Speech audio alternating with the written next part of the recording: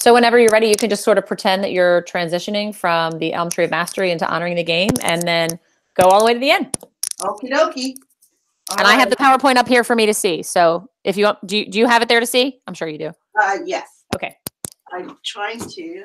Let me just set myself up here. Yeah, no problem. I usually have this all ready. That on my walk over here to this office, there was like two girls who wanted to meet with me. Of course. One girl who was crying about something tragic in her life. Oh my goodness. And then some girl who broke a glass and I had to give her a mop. Oh so anyway. That's totally fine. That's just on like the 2-minute walk over here. So all right. You're a very popular person. No, I'm in the wrong place at the right time. Oh. All right.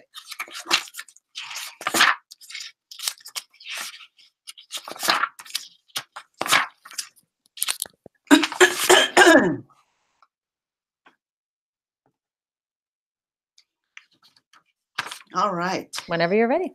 Good morning. Good morning. Hello, coaches. I say thank you for all coming back from your break. Let's breathe. All right. We're going to head right into our third principle, which is honoring the game. Honoring the game. This is our final push.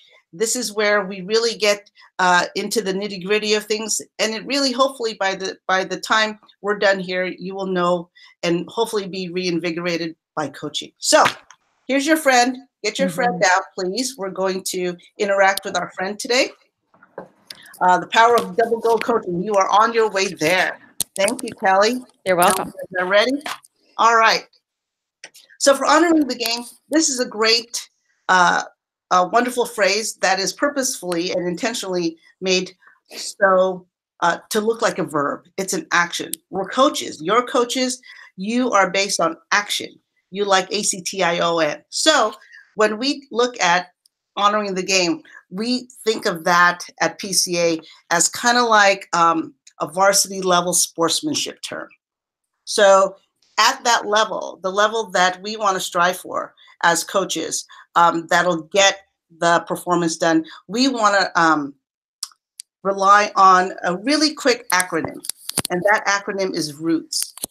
Even if it's a quick acronym, it also shows the foundational strength. When you think of a root, the roots of a tree, and when we go back to the Elm Tree of Mastery, it actually can relate very, very succinctly to roots. So as we step up our game with sportsmanship, I want you to think of that, of roots, and each one of those letters in roots stands for something. So R in roots stands for rules of the game, the spirit of the rule. We could talk ad nauseum, and probably most of you have, I have as well, talked ad nauseum about rules we like or dislike, or rules that are helpful or unhelpful. So we're going to talk about rules in terms of the spirit of the game, not specifically in terms of how we're going to strategize using them. So O in roots stands for opponents. Those are the people and the other players and the athletes and the other coaches with which we compete. We are reliant on them to help show us a bit of ourselves, and we learn from them and we learn from each other. So that's why opponents are very, very important in this. And I want you to sit with the term fierce but friendly. Fierce and friendly, two things that could coexist at the same time, and we're going to get your thoughts about that. The second O in roots stands for the wonderful officials. So in your game, you have officials that have a role as well. And we're going to talk about that. I know all of you want to talk about that right now. I can tell. All right. The T in roots stands for teammates. Obviously, a team means that we are not just by ourselves. Even in individual sports that some of you coach, golf, some of you have track and field that you coach, but in the team sense, we all rely on teammates. As coaches, we're part of a team. So those are the kind of concepts that we want to touch on today. And then finally, the S in roots stands for self. And that's the big zinger. That's everything that we're going to be unveiling. And hopefully, if you're with me and hopefully with each other in that support, in our supportive environment here, we will be able to really get to the heart of why we do this.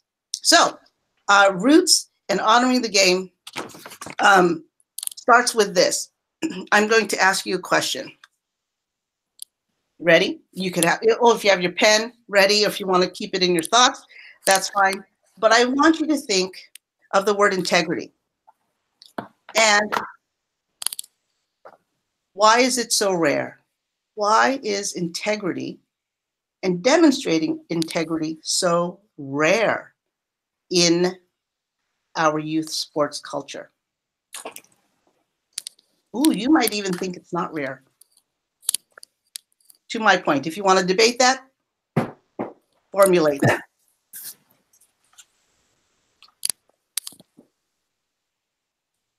All right, I'm going to let you keep that, excuse me.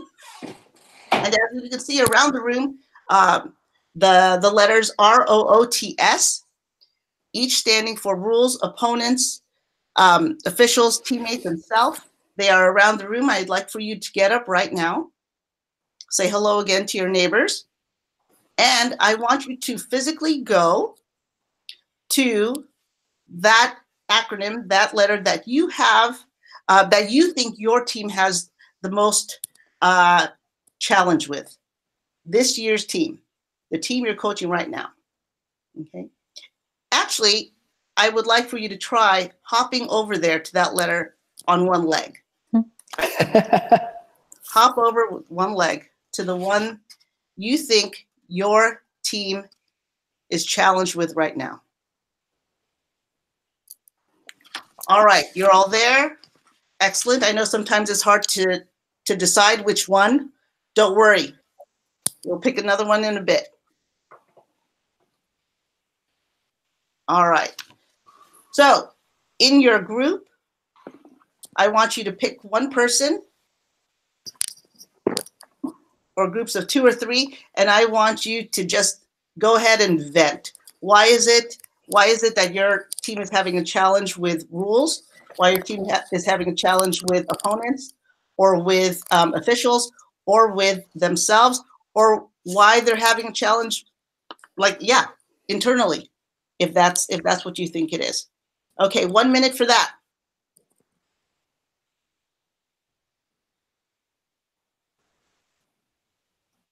All right. Okay, we're going to come together. Guess what? You've all shared with each other. We don't need to continue the venting. We're going to come up with solutions because you all are honoring the game, and we're going to think of ways that we can actually make things better. So, with another person in that group, come up with a solution as a group, maybe 1 or 2 solutions. A solution for that challenge that your team has right now.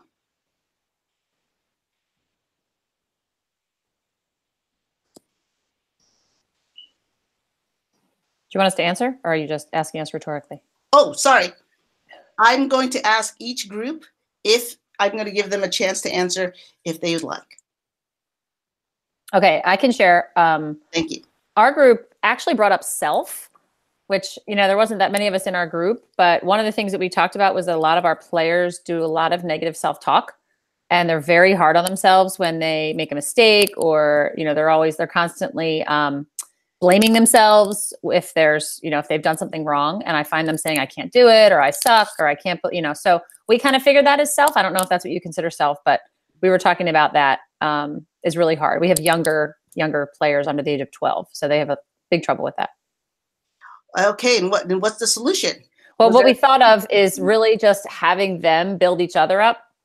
And one of the things that one of the coaches shared was that, we have a rule that you're not allowed to be disrespectful to teammates, but the fact that you are a teammate yourself, so the way you talk to yourself is really important. So just kind of having them repeat things like, I am strong, I will make mistakes, I'm resilient, I'll bounce back, sort of mantras during the course of the practice could help them.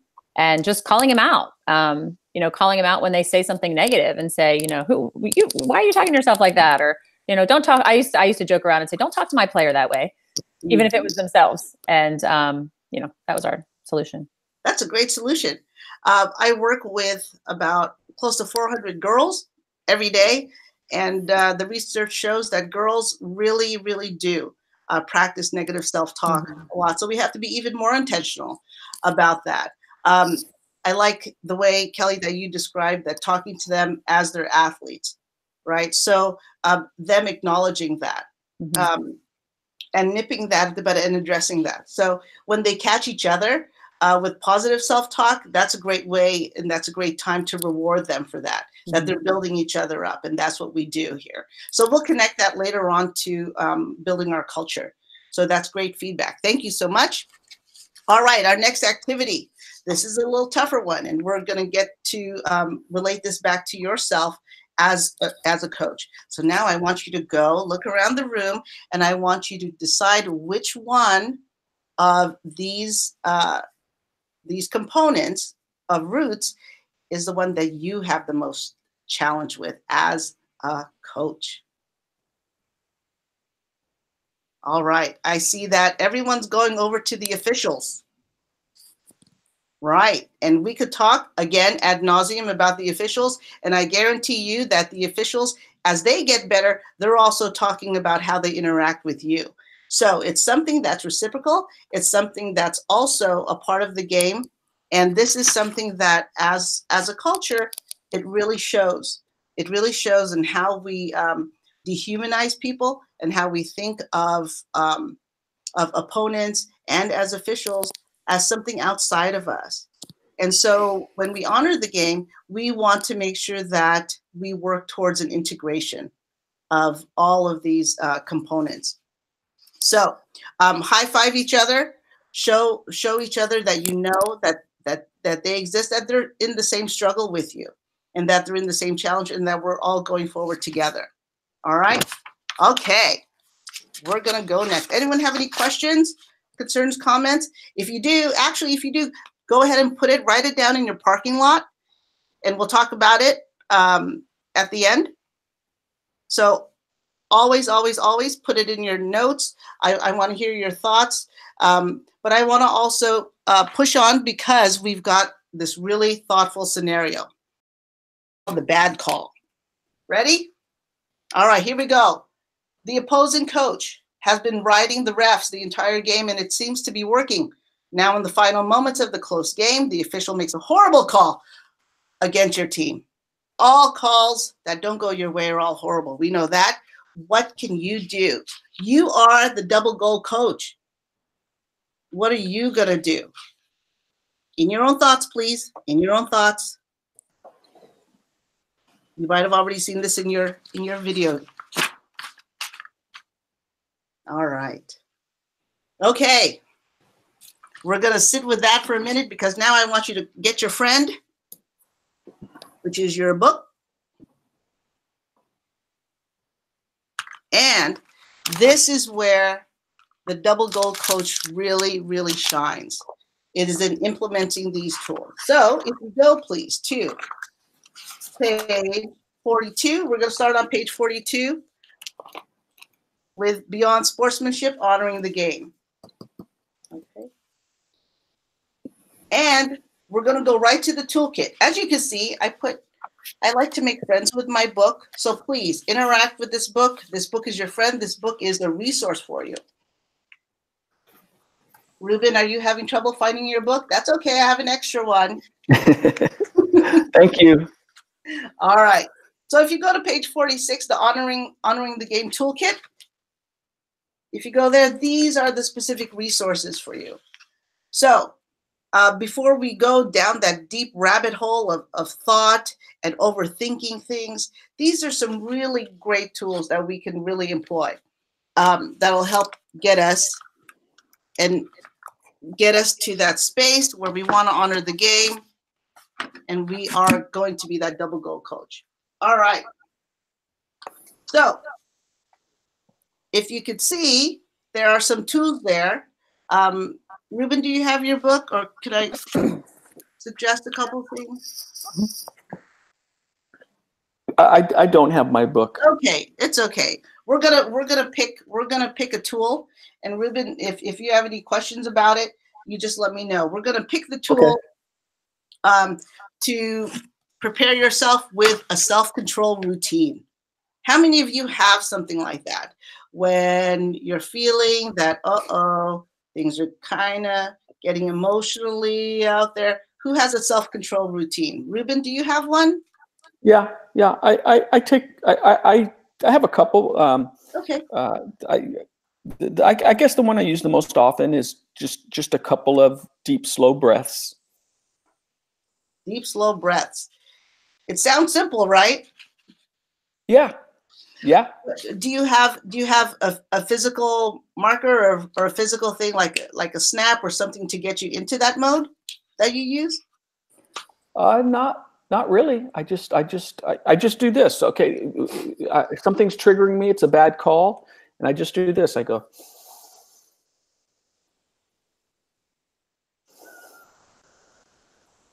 Usually just two, and that usually prevents me from shouting out at the referee or showing some frustration that I'll regret later.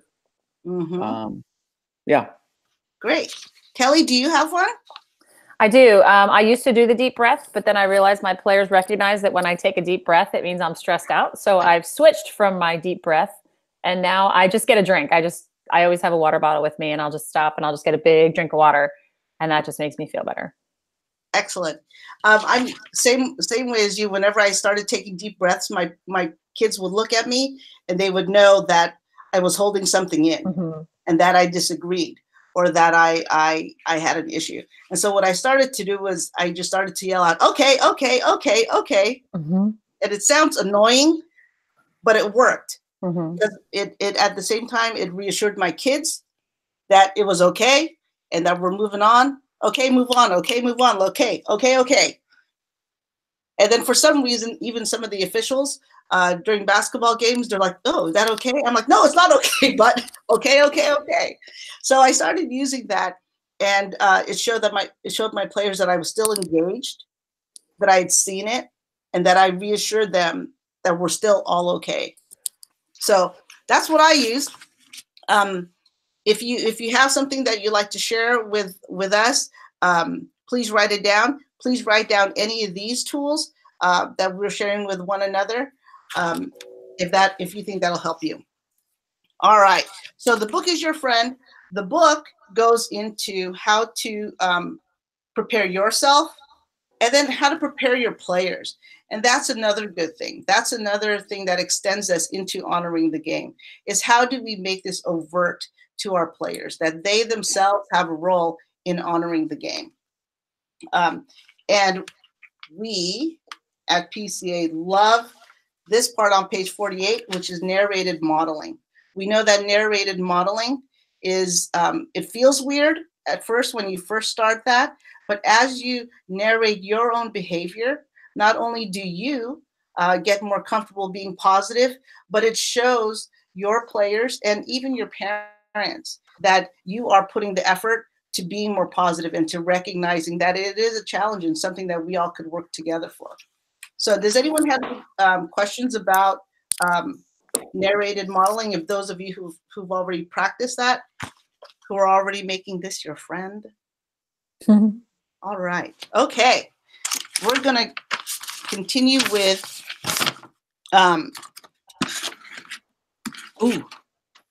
the big thing these days, as many of you know, but especially in high school sports, as you are high school coaches, the big thing with sports programs, especially at schools, is how are we developing our sports culture, right?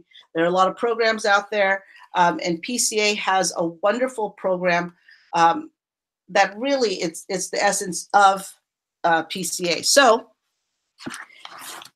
and this is the great thing about PCA, we always put it in very simple form, just like roots, just like the elm tree of mastery, just like a mistake ritual. Culture easily is just the way we do things here.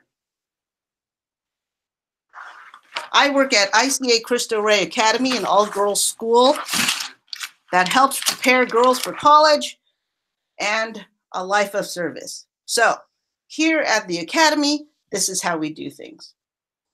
Here at the Academy, this is how we participate as an athlete. Here at the Academy, this is how we treat each other. So if you, at your with your team, can think of ways that you can really reinforce how you do things, I want you to think about that, and I want you to share if you'd like. Is there one thing that defines your team culture that you have purposefully chosen to do? Double gold. I'll share. In our program, we support teammates when things go well or when things don't go well. And how does that look like? What does that look like, Ruben? Well, it looks like there's a look and a sound to it. First of all, the sound is easy. It's the discussions, the comments, the verbal interaction is positive. It does not have an angry tone to it. It has a supportive tone. And then our body language is the same thing. You know, we refrain from showing anger or frustration to teammates. We smile, we high five, we fist pump, we encourage, we physically touch in an appropriate way. So I guess that's how it plays out. Great. And Ruben, on your team, do you put that in your lesson plans? Do you put that in your team workout plans? How do you do that if you do? I don't put it on the practice plan, but we do have, a couple pages of like team expectations, and maybe I'll change it to the way we do things here. That sounds better than expectations, I think. But that's one of the things that's described on our team expectations that we hand out. Great. I'm gonna take that from you, because I'm gonna change our team rules and expectations and behavior policy into how we do things here, and just put that on top. That's a great idea. Thank you so much. So a simple change like that to make it both overt and to make it clear that you are intentionally setting the culture. You are the one actually who has that. Whether or not you intentionally do it, you are setting the culture, whether that's positive or negative. And at PCA, we wanted to help you. We have tools to help you make sure that it's a positive culture that you're setting, and one that you are proud of and that they are proud of. So when I say here at the Academy, I want to make sure that I've got the whole force and energy of my students, of the community here, our teachers, our faculty, our parents, all the people who enjoy our program and our team. We're all in this together. So that phrase is good for that. So if you can find something like that works for you and share stories for that, please do so. All right, we're going to talk to another person. We're going to look at a video of Julie Foudy, who talks about team culture. Okay, so I'm going to show the video. Mm-hmm. Okay. All right. So, Kelly, Ruben, one word that impressed you about that video, Julie Foudy. I think the word family stuck out when she said we're a family. And I like that that tone. I think that sets the tone for the type of team that they have, that they look out for each other, they care about each other, and that they're gonna kick each other. They're gonna be hard on each other. It's not gonna be easy, but they have the best intentions of the players in mind. And I think that's what stuck out for me. Excellent. At that level. And with Roots, which letter of Roots do you think that relates to the most? Probably teammates. Excellent. Respecting their teammates. So we could circle that right back to Roots and honoring the game. Mm-hmm. Ruben, what impressed you about that video? Yeah. The word that came to mind for me, similar word, is together, and the phrase "we're all in this together." So the idea that just because a player is a veteran or even a captain doesn't mean that they are above other players, and it doesn't mean that the newer players are less than. So I like that together word. Right. That changes the whole culture, and that kind of changes the whole culture of team sports as we know it in some ways, where the hierarchy and who has power and how a team operates. That's something that we all can change if we wanted to. And at PCA, we believe that those are the positive changes that have to be made, and that you all can make them. And hopefully we are empowering you to do so. So we're going to review the takeaways.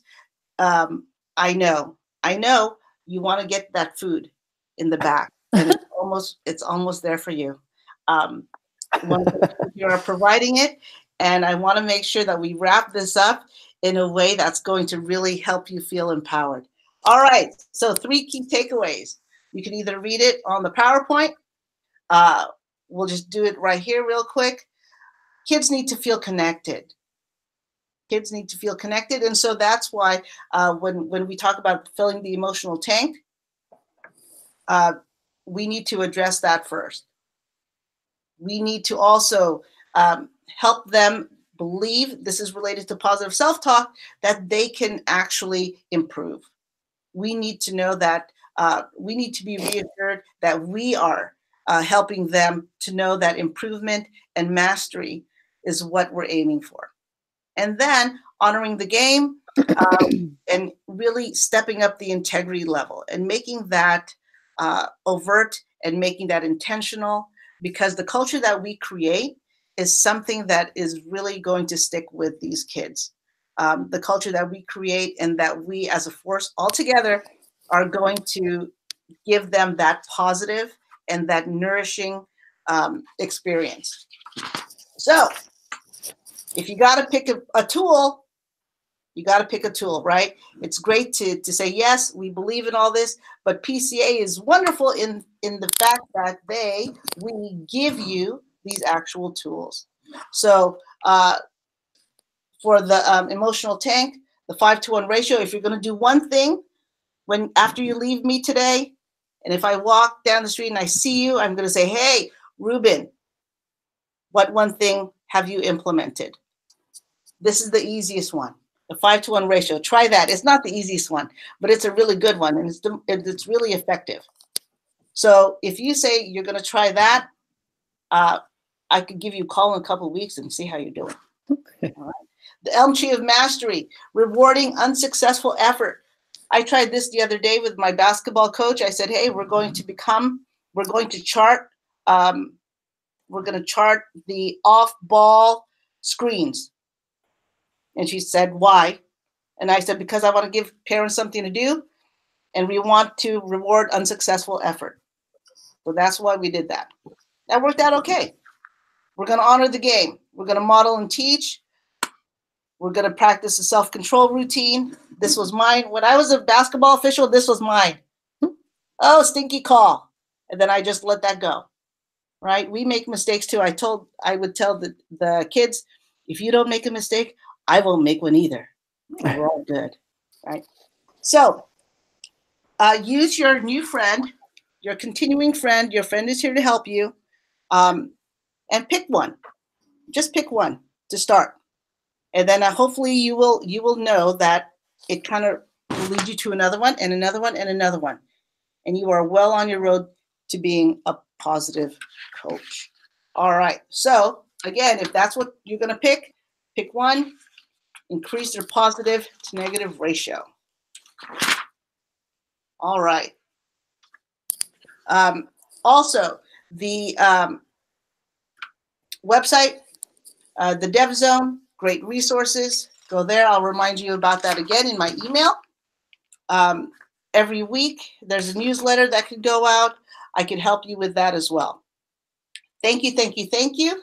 Please make sure you do the evaluation form at the very end of your book. Please fill that out. I'll be here in the back to answer any questions, concerns, give out my information. We could do some story talk. And thank you so much. Please make sure if you came in late, here's the information to sign in, please make sure you sign in and have a great night. Enjoy the food. Enjoy each other's company. Good night. Thank you. Yeah. All right, I'm ready for the food. I know. It's lunchtime over here. I'm ready. Thanks, Carolyn. Oh my gosh. Oh, I forgot to show this. This was I was gonna lead with this. Other people. How are you going to use that? How are you going to use that? Where? I was gonna lead with this when we talked about self. So Okay. What is that? Is that something that you use or you found or somebody made for you? Actually, my JV basketball coach put this up on his Instagram. So I was actually, so I copied it from him. It's good. So. That's great. All right. Well, how did you feel getting through that end part of the workshop? I felt good. I felt the tug a lot of wanting to go a little deeper with everything. And I think I wanted to show examples of everything. And so I know that, but I know that was going to really take up time. Yeah. Okay. That makes sense. That makes sense. Ruben, would you like to start off? I have a couple notes here that I'd love to share with Carolyn, but if you'd like to start off, that'd be great. I think I can be pretty quick because and then I'll let you do the bulk of the feedback, Kelly. I liked your series of roots activities. I like the 3 parts. You know, the thing that your players struggle with, the thing I think then the solutions, and then thinking about personally as a coach, which one is my challenge. I like that series. I think that when you do that, I don't want to discourage you from doing it. The timing and pacing is going to be a challenge. I know it's going to be a challenge to do that series completely within the workshop. So just realize that that's a challenge, and therefore you're not going to be able to do everything else. And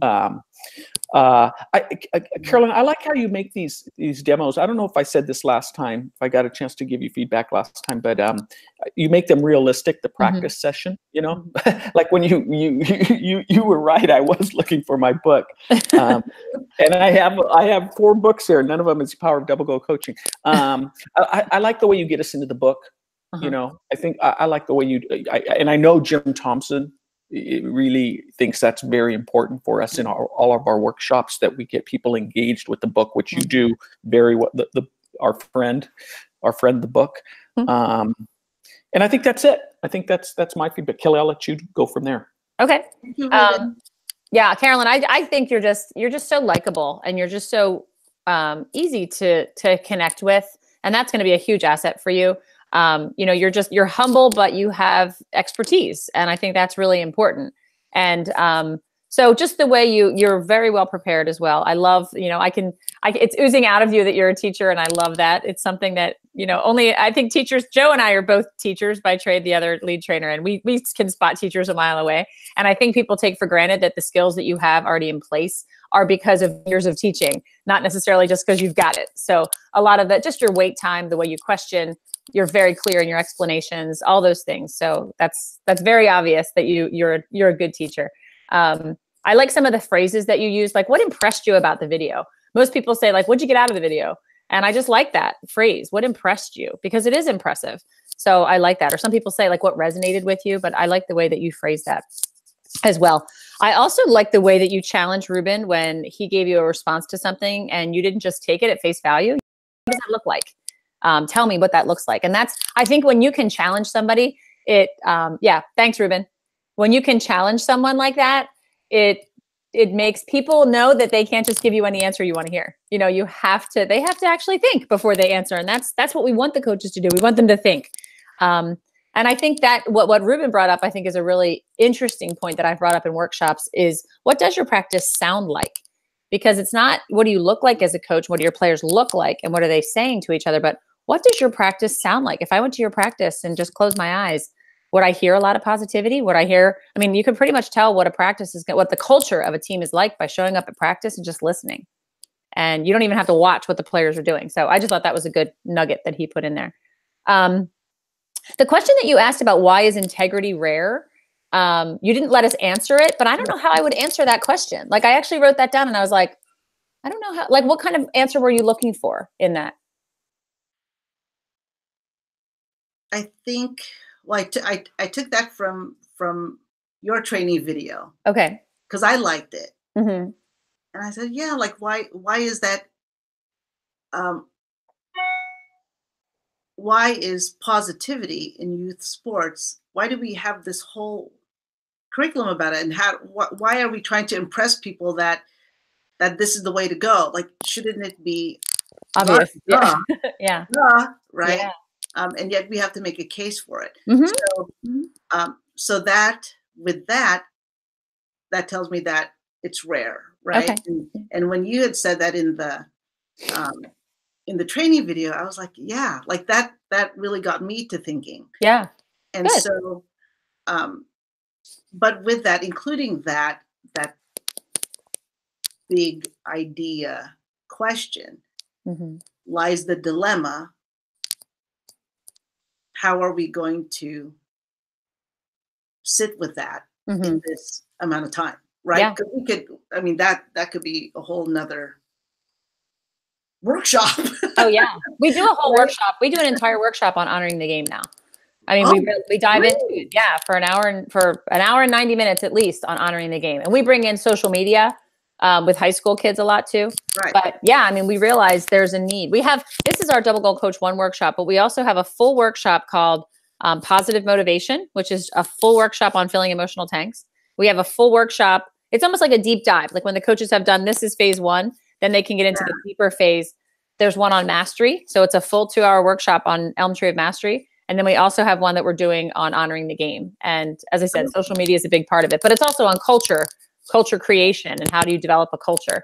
Oh, So okay. we actually have two separate workshops we do on culture. So this is really, this is the tip of the iceberg. We're trying to give them the overall umbrella, and then we can dive into that stuff later. But yeah, one of the things that I also like to bring up, and this is more of just ideas for you, is that the culture, if not intentional, will be created by the athletes, by the parents. So like as coaches, we have to be intentional about the type of culture that we want to create. Mm-hmm. Because if not, and I always joke that, like, if not, do you want the culture of your team dictated by a bunch of 12-year-old boys, or would you like it dictated by yourself? And, usually when you say that, people are like, oh my gosh, like imagine the culture on your team if you allowed your 13-year-old girls to determine how the team's going to be. Is that really ideal? So, sometimes when you make a statement like that, coaches are like, oh yeah, you're right. But when you also assume that the culture is like, the kids are definitely going to choose a positive culture. They don't all the time. And that's, especially as you said with girls, with the negative self-talk, it's not only self-talk, it's negative talk to each other. And that's probably one of the most damaging things to a team. So as the coach, are you going to put something into practice that is not allowed here? We don't do that here. You might be able to do that on other teams, but not on this team. And you're going to get pushback, and you're going to get kids that say, well, that's just how it works. That's just how you play. That's just how we do it on this team. We're just talking smack to each other. But that's how you break down a culture of a team. And this is some of the statements that you make coaches. You'll see their wheels turning at a workshop, and you'll see them go, huh, yeah, never thought of that, And then also to bring up, what do we as coaches do to kind of cause it to happen? When you have kids fighting for a position and you have them battling it out, we're doing it in terms of we want them to compete and push each other. But all of a sudden, then you've got teammates, one beat out the other one for a certain position. And then when she's on the field, she doesn't want to be a good teammate, because she knows if she passes the ball to that girl, well, you're going to keep her in longer. So it's just, situations like that, I just like to have coaches sort of think about. I liked your example of saying like, okay. That's a concrete example that a coach is going to go, oh, I can do that. So I like those concrete examples. I'd also almost challenge you to have a story of a player maybe that you've coached, that we all have that player that was, greatest player, worst attitude story. So sometimes it's nice to bring up an example of, I once coached volleyball and I had this girl named whatever, Brittany, and here's how, this is how she handled it whenever she made a mistake or whenever another player missed, or just some type of a concrete story that the coaches can start relating to. Oh my gosh, I have a player like that. And Carolyn is going to share with me how you handled that player using PCA tools. And so it makes it real for them. It's not just an abstract, like, we want you to reward, we want you to model and teach, we want you to have a self-control. It's like literally telling the coaches, this is what I did. And because storytelling is really impactful, and coaches will remember that, and they will automatically start saying, oh, yes, I have that. I've done that. I've seen that. How did I handle that? Or even a parent story, because this is the section that it's the first time we really involve parents. So, I mean, you're an AD, you're a coach, you're a referee. Do you have a story about a crazy parent, and how did you handle it? That's one of the biggest challenges. And I actually wrote down, like, you kind of brushed over that quickly, but that's one of the biggest challenges that Honoring the Game finally gets a chance to address, is how do we handle parents? Right. So it's a lot. I know it's like, wow, you're giving me 45 minutes worth of stuff to talk about in 20. But I think when in the beginning of the workshop, you'll hear coaches say parents are my biggest issue. So right. Yeah, bringing that in is not a bad idea. Kind of funny. I was thinking about leading with a story. I used to start parent meetings at the beginning of the year with all athletes. So we'd have a big mandatory parent meeting of all students regarding athletics. And I used to have a parent. He was a contractor. And so he and I would do like this role playing thing where he'd just sit there in the audience, but then I'd come up to him and I'd start just going at him. Like, what kind of shoddy work is this? And I totally berate him. Yeah. In front of everyone. And he tried to explain himself, and I just get at him more. And then we would use that to launch into, when the officials are at work and this is what they're exposed to, how would you feel? So we use that to launch. He and I he was great. Yeah. I think that's fun. We would always joke that we should get into the theater. Yeah, exactly. I think some of these, being a workshop facilitator does require some drama and some theater, because you have to put them in the mode. The other part of that too is not only how would the official feel, because some parents don't care how the official feels, but how will the official do their job? Yeah. If you think about it, if you're being screamed at and yelled at and criticized every time you make a move at work, right, how are you going to do your job? So as parents, you're thinking, oh, I'm going to help my kid by telling the official how terrible they are. Right. But then the official's thinking they're distracted. So how can a distracted official call the game well? They can't, because they know every time they blow a whistle, Mr. Jones up in the stands is going to be screaming at them, berating them, cursing them out. So I often talk to parents when I do parent workshops, and I say, think about the psychology behind what you're actually doing. Are you venting because you're frustrated? Do you feel out of control because it's not your call and you want to do something about it? Or are you truly trying to help your child's team? Yeah. If the answer is C, you're actually trying to help your child's team. If you sit back and think about it, screaming at the official is going to do nothing to help. If anything, it's going to do more damage than good, because the official's distracted. And, and your child sees you screaming. So now your child's embarrassed. So now you've got your child distracted by you and the official distracted by you, and you're expecting them to call a good game, and you're expecting your child to play well. Like, think about that, think of the psychology behind that. And parents are like, sometimes they really literally are like, and you can hear a pin drop. They're like, right. I never thought about what I'm actually doing. I'm just screaming at an official because that's what you do, So the other thing that I also wanted to share, one of the ways that I have used, and I just have started doing this recently, I love the roots around the room. My one warning to you is, if you do that around the room, put the put the R big and then write the word rules underneath it, because the O and the O are the same. So the first couple times I did it, they're like, is that O for opponents or is that O for officials? I'm like, oh, shoot, forgot about that. I also like to have the coaches first go to the one that they do really well, because it starts off with them sharing, what, my team's really great at respecting their teammates, or my team's really good at respecting officials because this is what I demand that they do. Or my team's really good at respecting their opponents because every game I have the captains go over and shake hands, or we bring them juice boxes, or you get some really positive ideas right off the bat.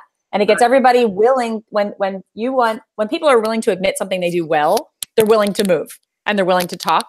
If you start them off with, what's a struggle? People are like, I don't really want to share this with you, but I'm really bad with officials. So it's almost like their heads go down, like a dog that was just, yelled at, and they kind of like mope over to the one that's hard for them. But if you say, what are you really good at? What is your team really strong at in terms of culture, in terms of these, everyone's like, oh, I'll go because I want to talk. Yeah. Just a suggestion. Have you used like a ranking, like a quick ranking of it? Like I'm thinking now, like, oh, what are you good at? Okay, go there, high five people, go to the next one you think you're really good at, and then and then they end up at the one that they're most challenged with. Yeah, that's a good idea too. And then start having a little discussion there. Yeah, I mean, that's even a good idea. Like have them write down routes on a piece of paper and have them rank which one is the easiest for you and which one's the most challenging. I like that idea. That's good. I like that. Yeah. Different types of learning too. I love it. So the other thing that I just did, I don't know how much time you have real quick, but the other thing that I just did at the last workshop, I did at the US Lacrosse Convention on Saturday. We had 45 minutes for this entire workshop and we had to get through all of it. So I was like, how can I make this, effective and quick? So what I did was I just showed the ROOTS. I'll just share it with you exactly what I did because it was actually really quick and it worked really well. I'm just going to screen share this with you so you can see. So I had this slide up first and we went through the, okay, this is kind of like you did pretty quickly. This is what ROOTS stands for. Then we went right into the scenario and I said, okay, somebody read this for me. We read the scenario and I said, okay, now I'm going to break you up into 5 groups. The first group, and I just broke them up according to where they were sitting. So there was like maybe, I don't know, 10 coaches in each little group. And I told the first group, using this scenario, if this was on your team, first group, how would you intentionally teach respecting the rules to your players using this scenario? The next one, how would you show respect for the officials using this scenario? The third one, how would you show respect for the opponents by using this scenario? And then how would you show respect for teammates and how would you show respect for self? So the groups were talking about the scenario at the same time. They were focusing on how they would teach it to their team. And it kind of killed 2 birds with 1 stone. Wow. And then when they were still standing up there in their groups, and then I said, okay, everybody point to the spokesperson. So a group of 10, they'd all point to the loudest person. And I had each group just share what they would do to show respect for the rules and actually to teach. Like some of the examples that came up were better than ones I would have come up with. And they said, maybe it was a good call, but I just didn't see it. And they were like explaining that to their players. This one group said, I would explain to my players that it's not that it was a bad call. Maybe I just didn't have the right vantage point, or maybe it was just questionable and I didn't understand the rule. So just narrated modeling that to their team. So anyway, as they all went around and shared, ultimately what they did was they shared these things because every single group said, I would explain to my team this. I would tell my team this. So when I went to this toolkit, I said, I didn't have to explain it that much because they already shared it. So I said, well, what you did was what we call modeling and teaching. Like this group over here, the O group, you just explained modeling and teaching, honoring the game. This group over here said that first you would walk away, take a drink, take a deep breath. We call that a self-control routine. And then this other group over here said, well, I would just talk it through with my team and say that call was questionable.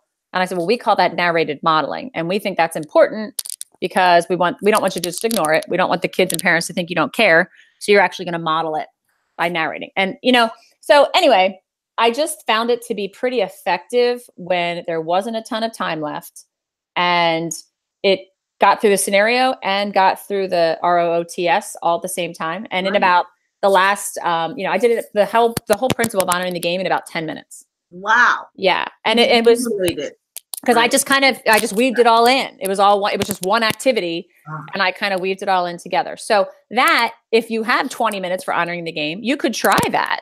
And then, you sort of have flexibility to add in a story or add in, can somebody give me an example of a time when you've had a player that was really disrespectful of teammates and how you handled that?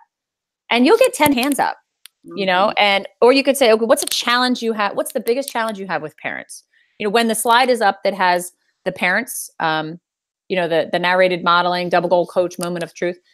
When that parent tools goes to the side, what are some of the biggest challenges with parents? Give me 5. I just hold up my hand and they will rattle off 17,000 if you let them. But if they just say, okay, 5, you, parents yelling from the stands, you, parents coaching. Yes. You, parents disrespecting you. Yes. Okay, great. Open up to page 49. Here are the answers to all of your problems on page 49. And I don't even go over it with them, but I say, okay, page 49 at the bottom. How many of you do a parent meeting? Honestly. Yep. Hands up. How many of you at the parent meeting address parent behavior? Half the hands go down. Because because they'll say, we talk about what time practice is, and we talk about, tournaments, and, and it's like, okay, this is your chance to address parent behavior and your expectations. And if you have expectations for your players' behavior, you also need expectations for parents' behavior. Because other than coaching the Little League orphans, you're going to have parents on your team.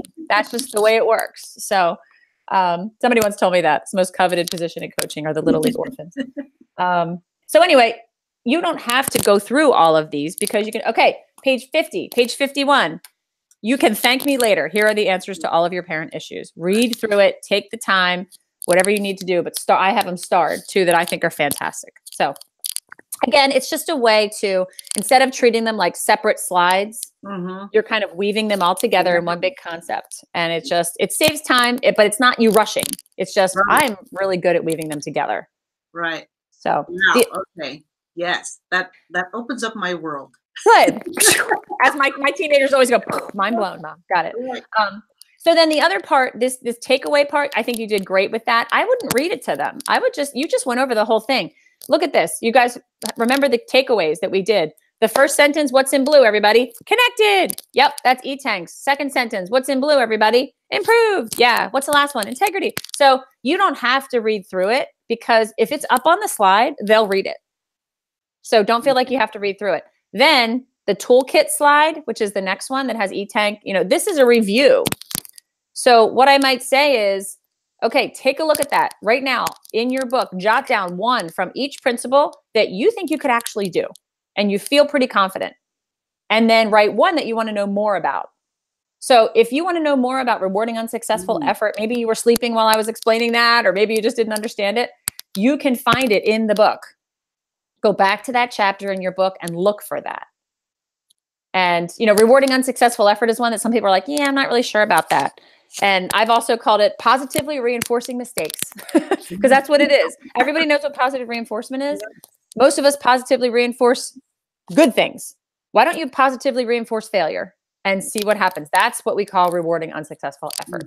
So that's that. And then the end of it, the only other last thing that I think the book, as Ruben said, you did great with the book. I think that's awesome. The talking points news email, do you understand that and when that comes and all that jazz? Yeah, that's the weekly thing, That's right? the weekly. Yeah. And it comes for 10 weeks. So I tell them that it will come to your inbox once a week for 10 weeks. After that, you can have it come more, or you can, it'll unsubscribe on its own. But I think most people say, I don't want to jam my inbox. It's once a week and it will be probably the most valuable email that you get all week long. So, and it'll give you something you can use that day at practice. And then the last one is the Dev Zone.